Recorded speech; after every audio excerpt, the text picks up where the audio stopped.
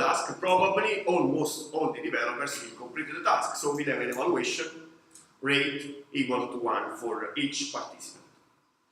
We need something that is more precise, and specifically we evaluate the completeness in this way. Once again, we involve students because we need sometimes to involve students too. Specifically, we assign to each subtask of the two tasks that I showed you before a weight between 0 and 100. For instance, for task T1, we have these 3 subtasks, and based on the difficulty of the task, we assign a weight. For instance, the first subtask is the more difficult one, and we assign 50. The second one 30, and the last one 20. Okay? The sum of the weights is 100. 100 means that the task is complete. That every subtask was completed.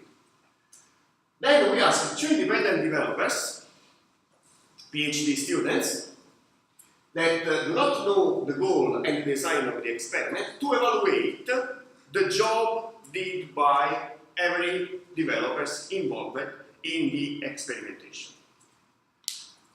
And they evaluate the completeness not of the task, but the subtask. Okay? And they assign a Boolean value to the subtask, not to the task. So if I completed the first task, they assign 1 here. If I also completed the second subtask, they assign 1 here. If I did not complete the third subtask, they assign 0 here.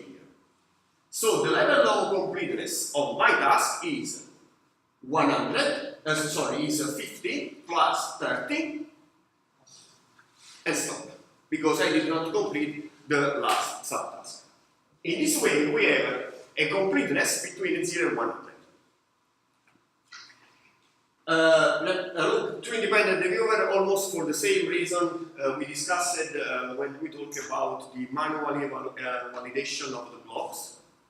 In order to remove the level of subjectivities in the evaluation, we asked 2 people to evaluate the completeness. In case the score of these 2 people diverge, they had to discuss in order to reach an agreement. The selection of the subject were 12 industrial developers selected from our collaboration network. So 12 industrial developers. Is 12 a good number? Of course, yes, when you have industrial developers. Especially involved in controlled experiment. Remember, look at this, for every task, developers have 1 hour available. Then there is 30 minutes break between, because the experiment is organized into sessions. I will show you the data in the next slide. Then there is another 1 hour. So at the end, we asked almost 3 hours to developers. So we have industrial developers that stay in our lab for 3 hours. So 12 is a very good number. The experiment design is crucial when you perform a controlled experiment. This is the experiment that we can use when you have, this is the design that we can use when you have 1 factor. 1 factor means that we have 1 independent variable, in our case mu's or not mu's, with 2 treatments. Okay, the idea is very simple. Here there are 2 treatments. Suppose that here you have performing the maintenance task with mu's, performing the maintenance task without mu's. You can take your subjects and assign to your subject to 1 of these treatments. So subject 1 have to work on the task T1, the object, with the mu's. Subject 2 can work on task T1 again without mu's. Subject 3 work on task T1 with the mu's. Subject 4 work on task T1 again without mu's. So we have 4 different subjects that work on the same object, on the same task. 2 of them use mu's, and the other 2 perform the task without using mu's. In order to evaluate the benefits of Muse, you can compare the performance of these two groups of subjects. The one that performed the subjects with Muse and the one that performed the subjects without Muse. Specifically, you can use some tests in order to compare the means of the dependent variable. Okay? Which is the drawback of this design? Is that you are performing the performance of different subjects. And since we selected the subjects randomly, we don't know the level of experience of subjects. So, or the level of ability. If you are particularly if you are particularly fortunate, you can assign, in this example, here, subjects 1 and subject 3 are the one with the high ability, and subject 2 and subject 4 are the one with the low ability. This means that you obtain a difference between their performance that is not due to the treatment, but to the level of ability of the subjects. So this means that the performance depends by the level of ability or depends by the subjects and not by the treatment. In order to overcome this problem, you can ask developers to perform the task with the two different treatments. Look at this example, the experimental design. All the subjects experimented both the treatments, so they performed the task with Muse and without Muse. Okay? The same. Exactly, but they work on the same task. They get experience. Exactly. Look that here there is a number in the circle. In other words, this means that the experiments can be performed in two different sessions. Okay? And the order is very important. Specifically, I have half of the subject that in the first session worked with Muse, and half of the subject that in the first session worked without Muse. This is important in order to avoid the tiring effect. Because if all the subjects worked with the Muse in the first session and all the subjects worked without Muse in the second session, the difference between their performances could be due to the tiring effect and not to the treatments. In this case, I can compare the performances of each subject. Specifically, I can use a test that compares the means of the difference. But also this design have a tricks. That is, subjects use treatments on the same object. So, I can avoid with the two different sessions and different order the tiring effect. But using one object, just one task, I can have the so-called learning effect. Because in the first session of the experiment, I can learn how to do the task. And in the second session, I can use my experience in order to do the task better. To avoid this problem, you need two different tasks. This is the reason why in our experiment with the Muse, we use two different tasks. So, people worked with two different treatments in two different sessions, laboratory sessions, working for each session on different tasks and with different treatments. There are also other design types that I will not cover in this tutorial because are more complex, but you can find this design in the description of the design in the book by Woodin et al.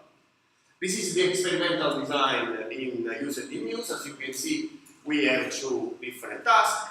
Specifically, we have four groups of students, developers, and we assign developers to one of this group. For instance, group A, in the first session, they have to do task T1 without code example, no code example. In the second session, they have to perform task T2 with the code example.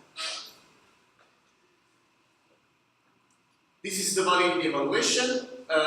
it's important to analyze also the effect of other factors. The factors that can influence the result of our study are the different difficulty of the two tasks. So the difference that you can observe can be due to the task and not to the treatments, because one is too easy and the one is too difficult. So when you select the task, it's really hard to identify tasks with a comparable level of difficulty. The different level of fatigue in the two sessions, so you have also two different sessions, so you can have problem due to the tiring effect. The experience of the participant that you have to analyze. The knowledge of the library is also very important, because if I know the library, probably having available an example on how to use the method is not so important. Code example selected, of course you have selected code example from some system, so your result could not be generalizable. And also, when you discuss the treats to validity, you have also, in case you apply a statistical test, you have also provide information that you applied the correct statistical procedure. In the experimentation execution, when you perform control the experiment, you have to do something that is a little bit different from performing a survey. Specifically, you have to prepare people to the experiment, you have to execute the experiment, you have to validate the data. When you prepare the experiment, what is really important is to motivate people.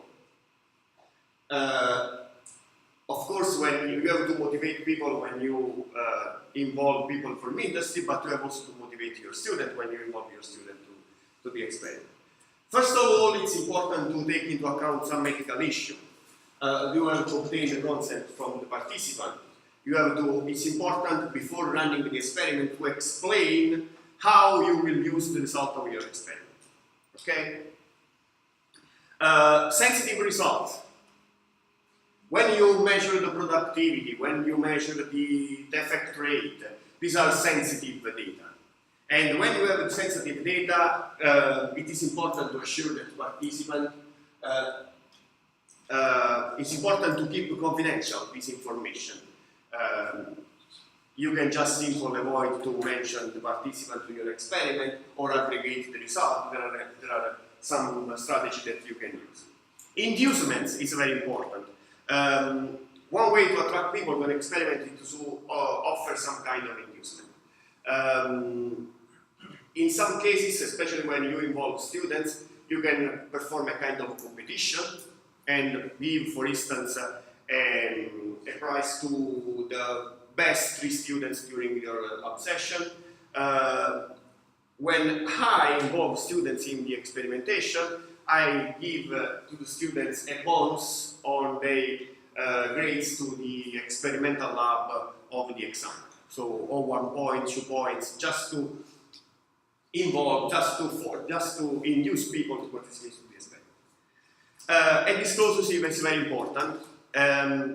This is very, very, very important to explain how the experiment,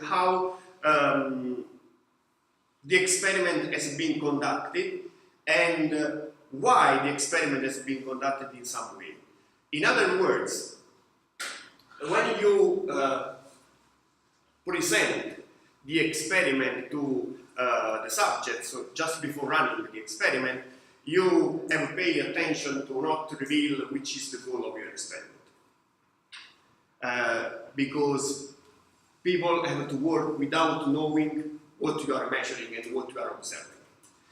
But what is important is that after the experiment, you have to explain people how you did some choices during the experimentation. And this is very important also for students, because in my opinion, in my personal experience, after an experiment, a couple of weeks after the experiment, I usually give a talk on the experiment, explaining to students why there are 2 treatments, there are 2 tasks, what I'm measuring, how the approach works, and so on. So in this way you can give details to students or to developers as well.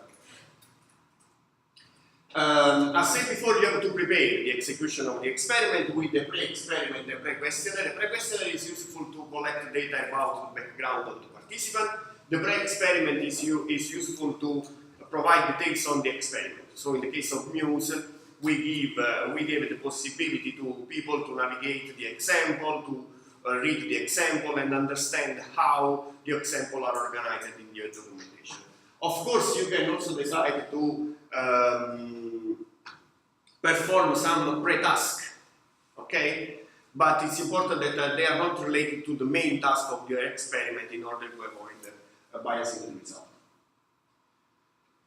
Execution, okay, you can run the experiment, then you collect also data in the post-questionnaire. So after the experiment, you can collect data on the usefulness of Muse, the perceived usefulness of Muse. So with a survey, you can collect data on how people, what people think about Muse.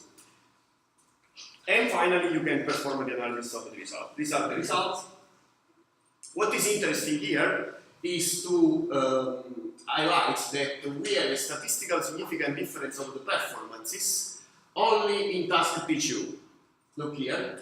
Here there is a difference between the two different treatments. So using the Muse, the developer are able to improve the productivity, but the difference here is not statistically significant. So for task T1, you cannot reject the null hypothesis. You can reject the null hypothesis only for task T2. This is a kind of negative result that you don't have to hide. A way to hide this result is perform analysis just on overall. Okay? You, instead of performing a fine-grained analysis by task, you perform analysis just here and say, look, Muse is wonderful. The difference between the two treatments, the difference between the completeness level is statistically significant. But it's important to discuss also negative results and try to understand why you obtain negative results. And here we have a reason. And the reason is that task T2 required to use more methods from the object library than task T1. So in task T2, the usage examples are more useful than in task T1. Okay.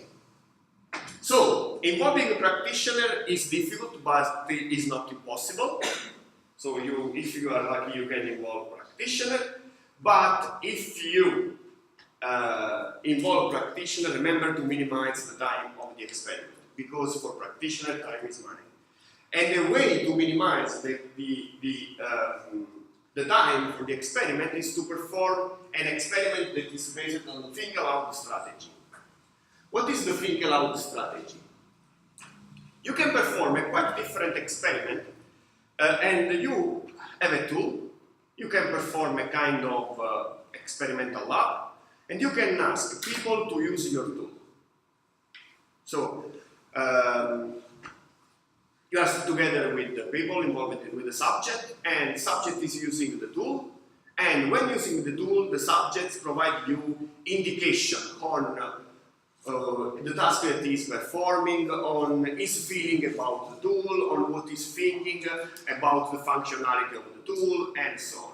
The think aloud strategy is in general used and useful for analyzing the usability of a tool. But we can use the think aloud strategy in order to get qualitative data about a new method and a new tool.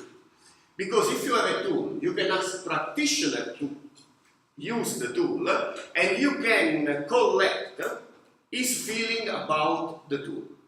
What is think about your tool? This is very important, and this is an experiment that can be carried out quite easily in a very limited amount of time, because 1 hour, 1 hour and a half is more than enough, and especially you can do the experiment remotely. You can just, using Skype for instance, you can share the screen and you can discuss via Skype with the practitioner that is using your tool. We applied this strategy on one of our last paper that published at ICSI, that is Cloud. That is Cloud Listener for Release Planning. Just a few words on the paper. As you can see,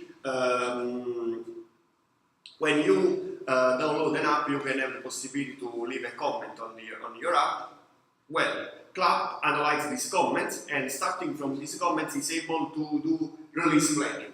Specifically, it's able to suggest to you which are the features that you have to implement in order to make in order to increase the rate of your app. Club is also able to group together different kind of comments in functional request, feature request, or bug fixing, and so on.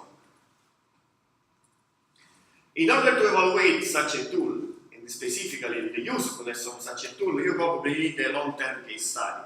So you have to do the tool to a company that is developing an app, and you can ask, look, use this tool for 1 year.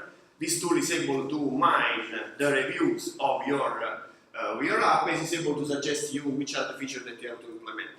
After 1 year, you can collect the data, and you can analyze the usefulness and the benefits of your tool. Of course, if you need to write a paper, a long-term study is not feasible, especially if you want to submit a paper to a conference, because you need a short-term evaluation. And the short-term evaluation will be based on think aloud evaluation, think aloud strategy, sorry. Specifically, we perform an experiment where the 3 people from industry used Club. Okay? And they give us, they navigate Club, navigate the feature for 1 hour, 1 hour and a half, and they provide us some feedback on the usefulness of Club. Okay? Of course, very important negative feedback once again, but also they suggested new feature that we have implemented in the new version of Cloud. This paper, I decided to show this paper not only because this is an example of how to apply the think aloud strategy, but also because this paper has a drawback.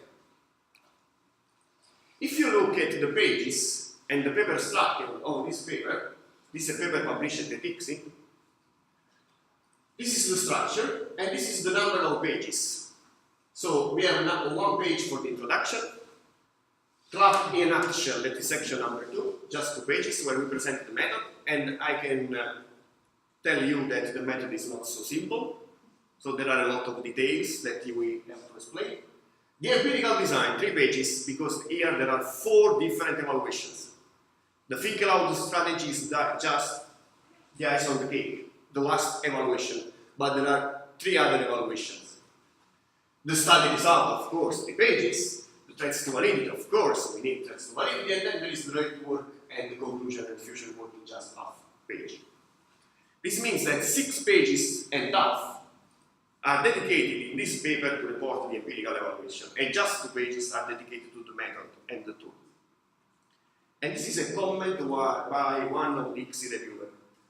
My only real criticism is the balance between technical detail and evaluation in this paper. So there is no balance. And look, like many software engineering papers this day, also sacrifice the interesting technical details and by example explanation of how the tool works for very elaborate evaluation details.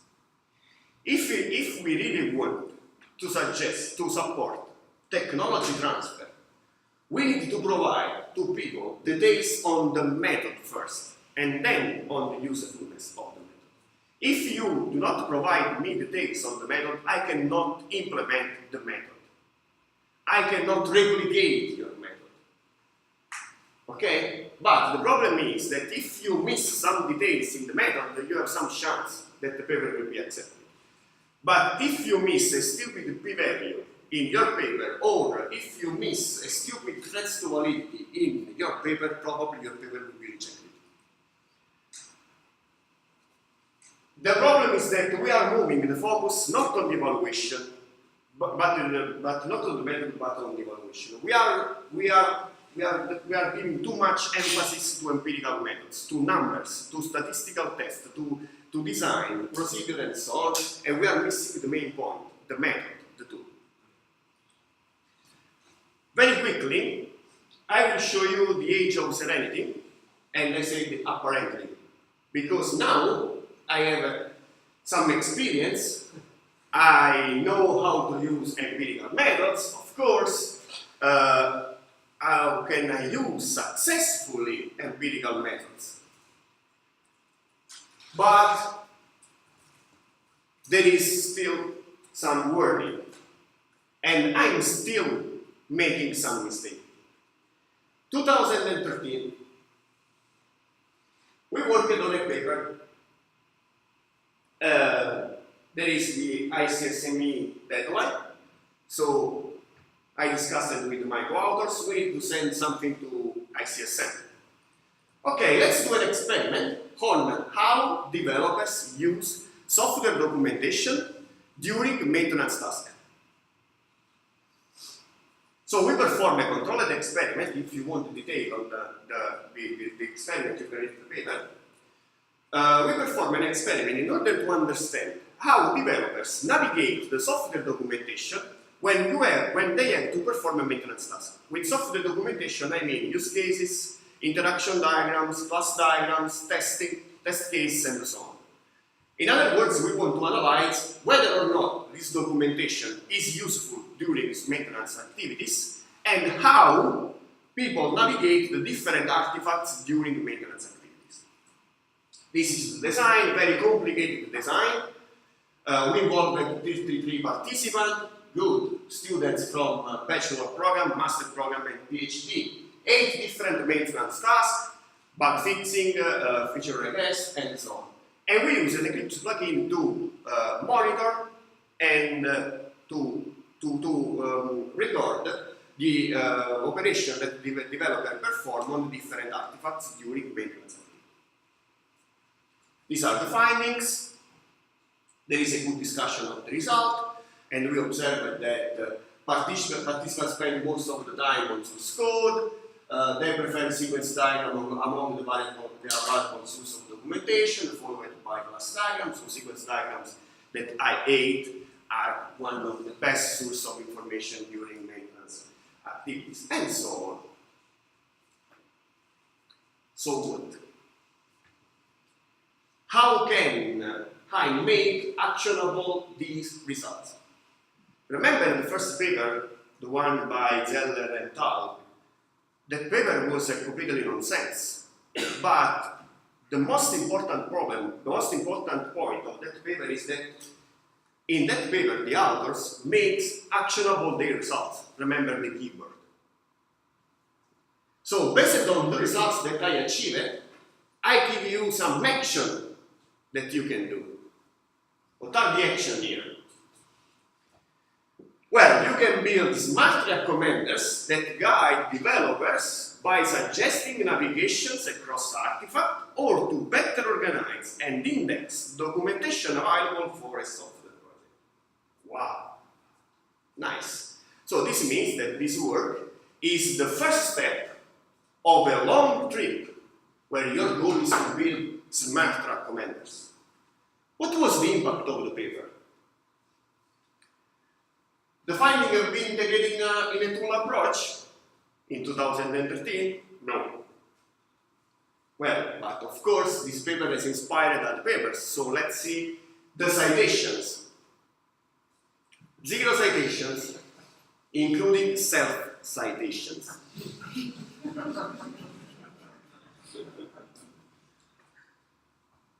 In a workshop in 2009 at ICSI, Marco Torchiano from the Polytechnico Torino, yes, say that empirical software engineering is like chocolate.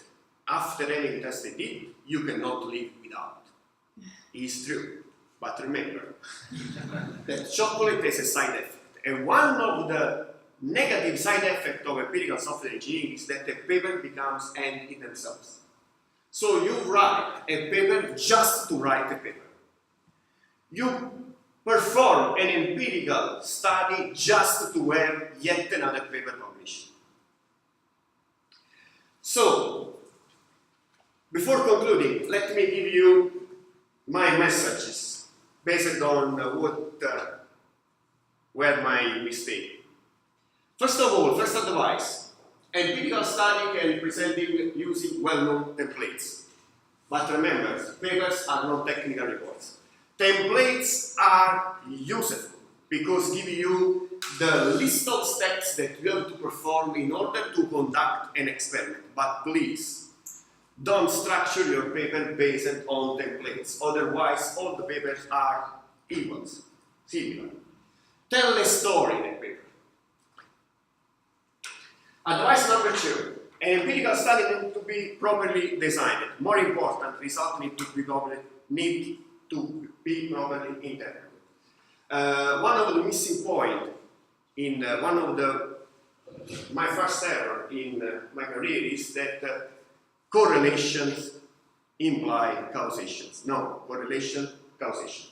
Correlation do not imply causation. So try to interpret correctly the result of an empirical study. Advice number 3, an objective evaluation of an approach could be not enough. Subjective evaluation could be necessary to evaluate the actual usefulness. Probably in order to evaluate the usefulness of an approach, you need to involve subjects, you need to involve humans. They have to use your approach on the field. You have to understand how your approach supports the activity that people perform every day. Advice number 4, when evaluating the benefits of an approach, try to involve people with different backgrounds. Different level of experience is very important because it's the reality. In an industry, there are people with high ability, there are people with low ability, there are people with experience, there are people with less experience. Advice number 5, convince people to participate in the experiments and take into account ethical aspects. It's very, very important, especially when it involves students. Advice number 6, when involving practitioners, try to make their effort as low as possible. Remember, time is money for them. And a good strategy to involve practitioners is the think-aloud strategy, where you can get qualitative data quite easily. Advice number 7. The description of threats to validity is not a way to refuse any possible criticisms. It's not a way to defend from the reviewer. It's a way to highlight the limitation of your study. It's a way to provide the reader more detail on how to understand the data. Advice number 8, do not hide negative results. I think that we can learn a lot from mistakes. Publishing a paper with a negative result is a mission impossible, of course. But I think that reporting also negative result is important because, 1, you highlight the limitation of your approach, and you can avoid that other people make exactly the same mistakes. If you made an error when you perform a process, an approach, and you present a new approach, if you say in the paper, look, guy, I tried also this strategy, but it doesn't work, it's important because other people probably will not spend time to replicate the experiment that actually, in your case, does not work. Advice number 9. As said in my last chapter, last part, you can write a good paper if you follow perfectly the empirical methods, if you follow perfectly the techniques to perform an empirical method. So a paper with an empirical study, well designed and well conducted, is difficult to reject. But remember that as a researcher, you have to write a paper not just to write a paper, but to contribute to the state of the art. This should be your goal when you perform research. Okay, before concluding, just if someone read the abstract of my talk, I said that at the end of this talk, I will reveal the guru. Remember, the guru that in 2005 opened me the way to the empirical software engineering. And the guru, that is not Gandalf, of course, is Massimiliano Oliveto. I think. That actually presented me the details on empirical software engineering. He's really a guru, so if you have difficult question, ask Max, because you can get an answer. Okay.